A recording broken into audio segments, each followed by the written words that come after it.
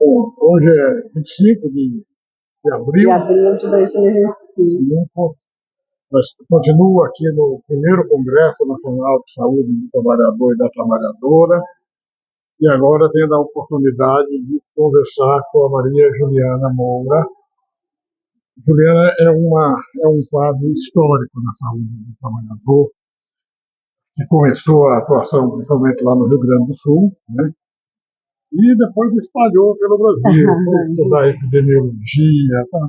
Tá ligada à UFBA, não? Não, então, a gente já se conhece de algum tempo, né, nos caminhos da construção da saúde do trabalhador.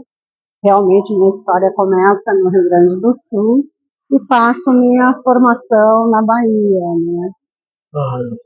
E depois sigo muito no Rio de Janeiro, com a Fiocruz, a construção da área via o SEST, né? E na reforma sanitária com os SEBs, né? Então, eu sou uma sebiana.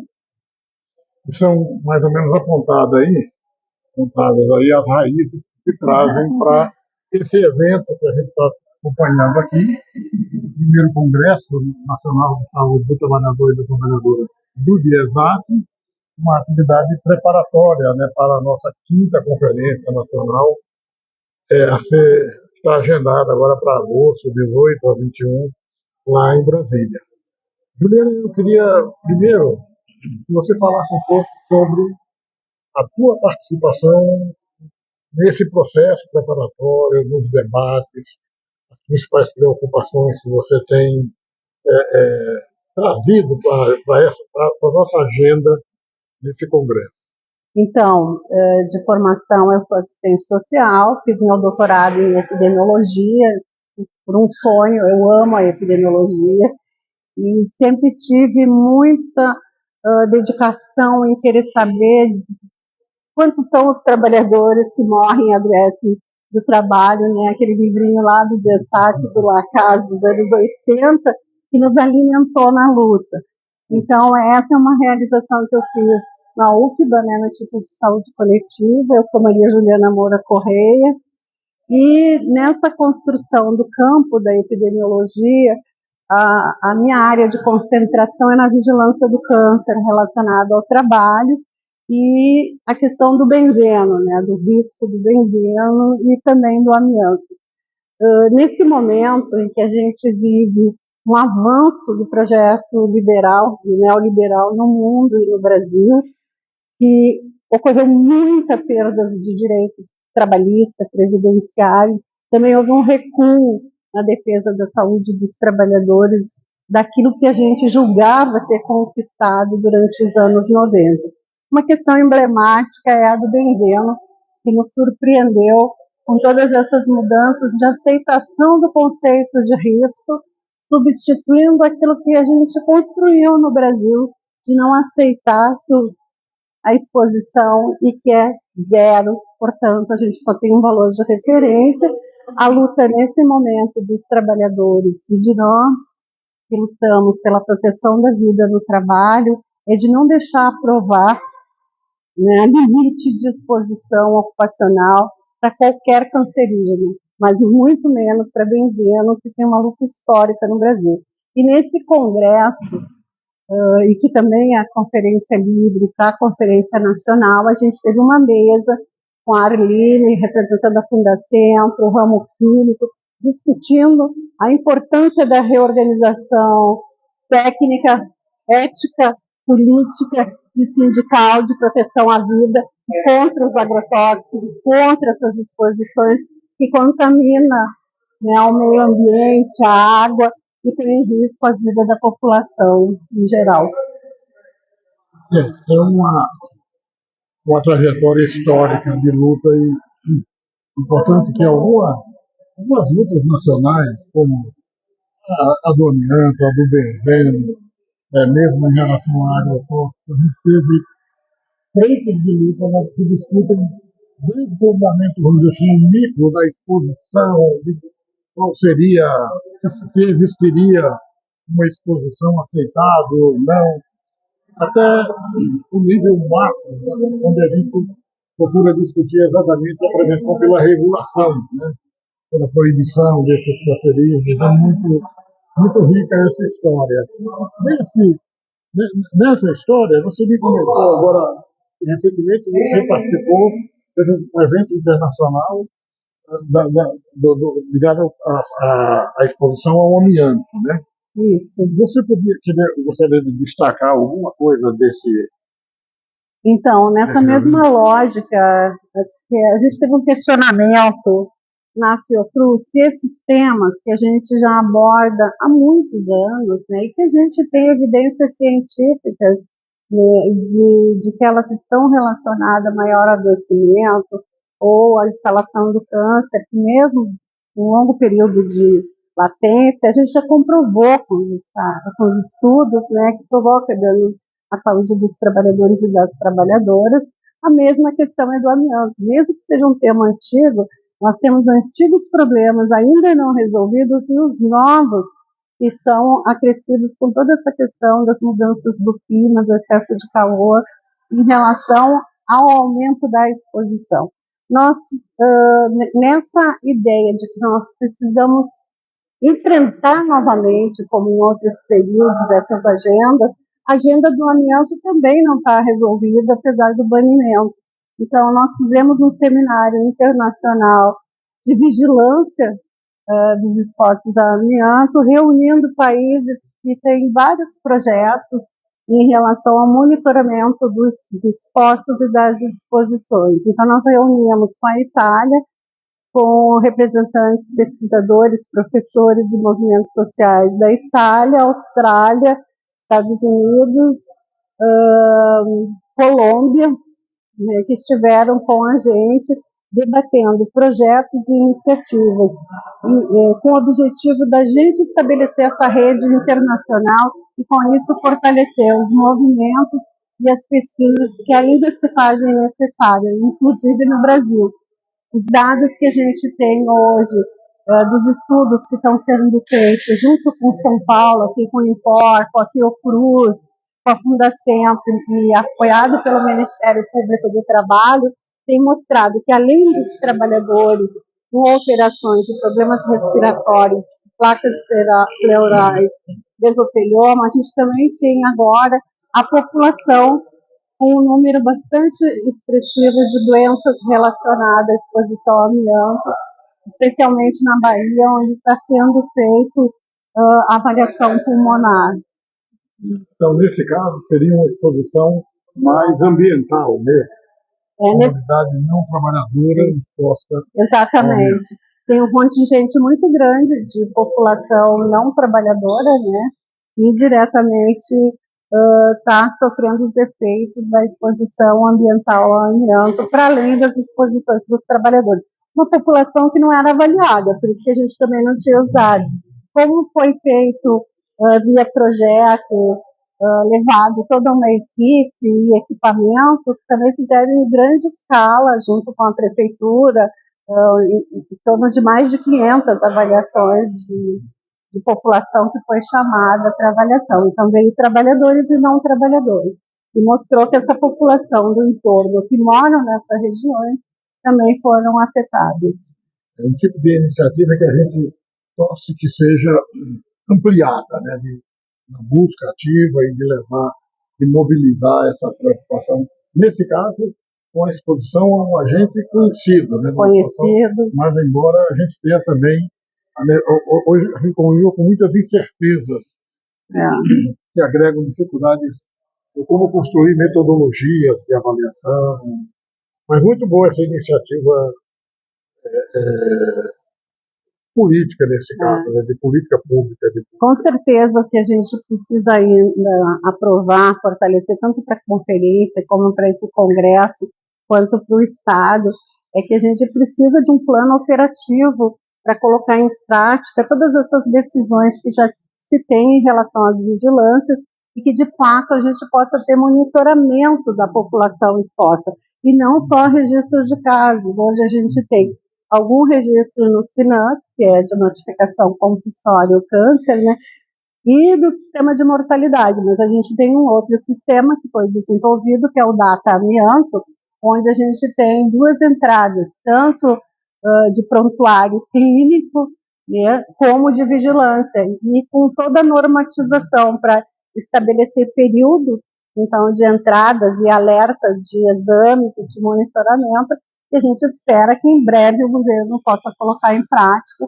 Esse sistema está na Secretaria de Vigilância em Saúde e Ambiente, né, mas ainda não foi feita a internalização para o DataSUS. Então, essa é uma das propostas que a gente espera que avance, né, e que tem todo o apoio da equipe que construiu, do Ministério Público do Trabalho, de próprios técnicos do Ministério da Saúde, que significa uma mudança muito grande de paradigma, para a gente não ficar só na vigilância, como muitas vezes a gente diz, de casos de feridos e mortes, mas de ter uma vigilância da exposição, quais são os grupos de risco, área, e esse sistema tem essa iniciativa, né, de abrir as portas da vigilância em saúde trabalhadores, da vigilância ambiental, com um sistema de vigilância e monitoramento.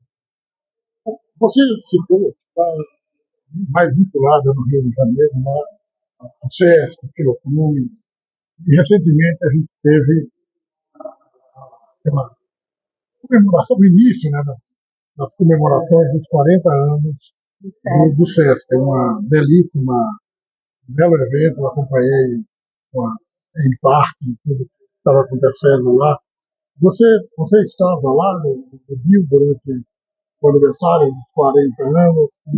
Pode falar um pouco sobre... Então, esse evento e várias iniciativas que o SESC tem feito recentemente é para recuperar o processo histórico que ele teve nos anos 80, nos anos 90, de formar sanitaristas e pesquisadores da área, assim como ser esse espaço, né, de formulação também de políticas e do momento. Então, o projeto Raízes, né, que foi esse evento, tinha toda essa dimensão, né, no sentido metafórico de raízes, né, aquela que tem suas...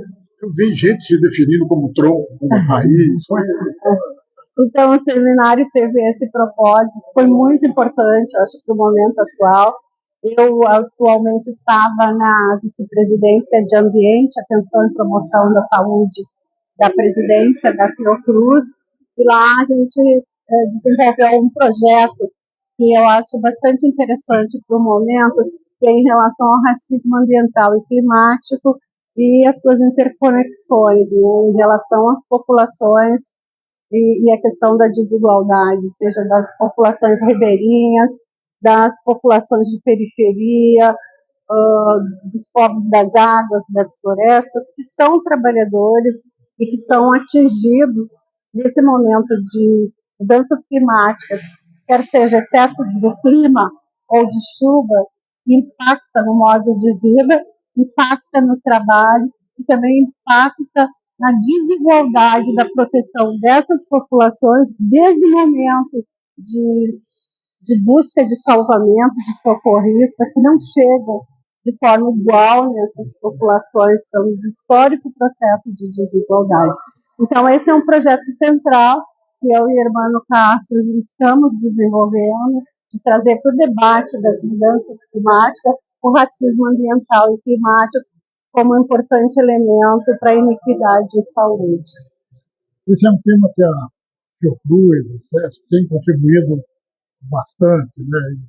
Em relação a essa iniciativa, você quer falar um pouco mais, comentar ações que estão sendo trabalhadas, projetos de pesquisa que estão sendo propostos, e essa coisa desse esforço para trazer esse tema para a agenda, vamos dizer assim, política e científica do país?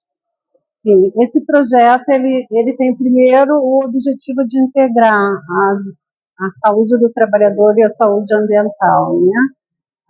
As vigilâncias e junto a essas populações também num outro paradigma. Nós, enquanto saúde do trabalhador, tivemos muito tempo envolvido com o movimento sindical e algumas iniciativas com os movimentos sociais.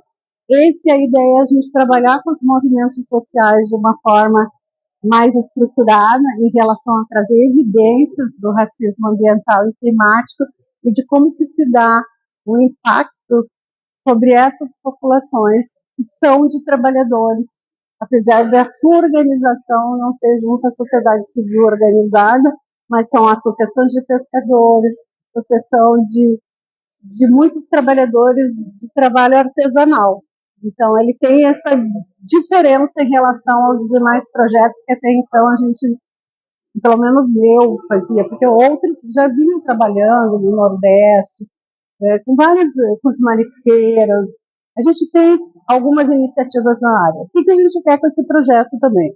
Fazer um debate no Brasil do que a gente está concebendo conceitualmente de racismo ambiental e climático, porque ele é complexo em si só, integrando esse viés que a gente tem de vigilância ambiental e saúde do trabalhador nesse espectro do conceito. Então, a gente vai estar fazendo eventos, tem várias linhas dentro do projeto, mas uma delas é a gente firmar o que o Brasil entende por racismo ambiental e climático, e quem são essas populações que têm maior desigualdade em relação às outras populações em momentos de emergência e de situações extremas, né? Então, esse é o nosso objetivo principal.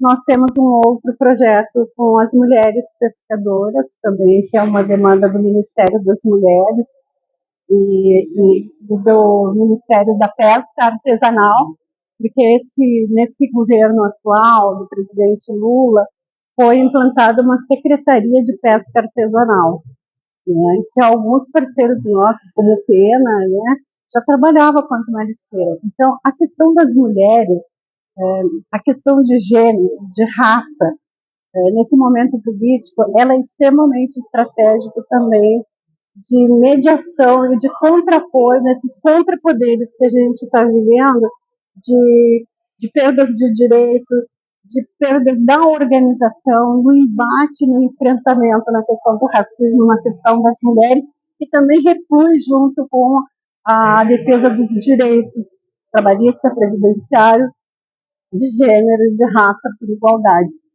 O projeto das mulheres pescadoras tem o objetivo de dar evidência para essas mulheres que não são reconhecidas como pescadoras, apesar de elas serem pescadoras.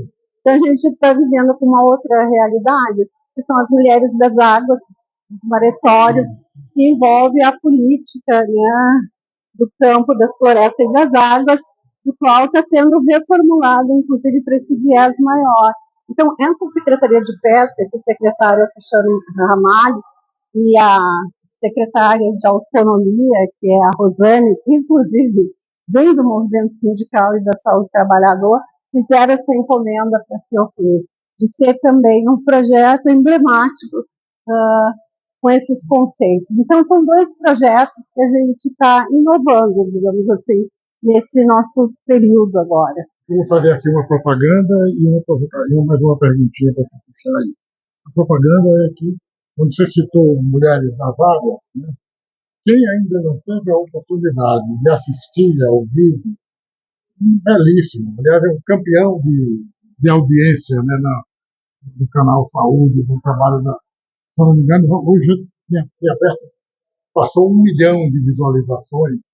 Assisti ao vídeo Mulheres das Águas, organizado pelo Beto Novaes, feito nesse projeto de pesquisa, inclusive AVE, Paulo Pena, AVE. Meu Deus, o alemão está me dando uma. Jorge Machado também trabalha junto na Paulo Pena. Então, nesse projeto a gente quer também trazer o protagonismo das mulheres, né, que participam a partir dos seus movimentos, mas uma das linhas do projeto é criar as guardiãs das águas. E as guardiãs vão trazer esse elemento do trabalho e da proteção da natureza, no momento que a gente tem que discutir a questão da água, do alimento e do meio ambiente. Então, esse é o outro projeto que a gente está, vamos em breve, estar colocando em prática. Caminhando para uma finalização, eu queria que você comentasse um pouco agora mais a tua participação mais direta nesse processo da preparação da 5ª Conferência Nacional do Trabalhador. Se você gostaria de destacar alguma coisa de como você está vendo o processo, a participação, os debates, enfim, o que está acontecendo, inclusive você aqui hoje em São Paulo, no primeiro congresso do DIESAT. Eu fiz questão de estar aqui nesse congresso do DIESAT, que é um esforço muito importante e é um momento pós-pandemia que se reúne as centrais sindicais de uma forma muito importante num momento político, econômico e global de, se por um lado a gente tem recursos, por outro, esse momento representa também uma força de buscar resposta e de fortalecimento em relação à defesa da vida e em relação à defesa da saúde. As conferências, o que a gente tem visto é que as conferências livres, especialmente, se disseminaram em mais de 105, pelo que foi falado, conferências até o momento, então nós vamos ter mais de 105 conferências livres, que são espaço para esse debate, para a organização da sociedade em defesa da saúde e da vida.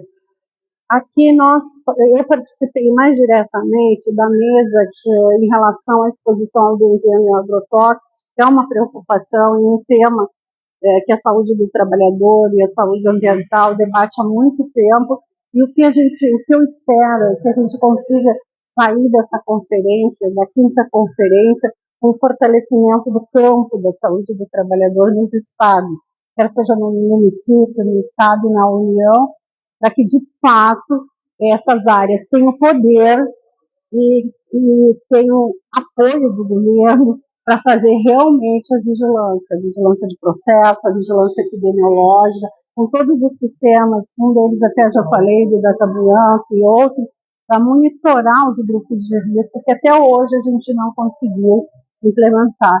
E que a gente tenha os planos de estruturação da rede, né, e para isso eu espero que a conferência, as propostas aqui desse congresso e da Conferência Livre que está sendo realizada no DIESAT, seja esse mote de integrar os movimentos sindicais e outros movimentos que estão aqui, com pesquisadores, com serviços, com os representantes de Sereste, para que a área esteja mais forte num governo que é um governo que vem depois de um período de grandes perdas para a área, para os trabalhadores, e que esse período de enfrentamento ele não passou, então precisa muita aliança e muita força de luta para que esses projetos que nós defendemos enquanto sanitarista, enquanto saúde pública, sejam de fato retirados da Constituição e das leis para a realidade, para o dia a dia. Juliana, você gostaria de falar alguma coisa para encerrar? Dar algum recado? Dizer que o trabalho que você faz é um trabalho muito importante, né, no Fórum de Acidentes, e que esse trabalho ele também alimenta todo o processo, tanto de informações, de movimento e de troca de experiência, e agradecer a oportunidade. Obrigado, eu te agradeço. Muito legal. Essa gravação vai ser disponibilizada no canal do YouTube do Fórum e a gente iniciar uma divulgação. Então, tá.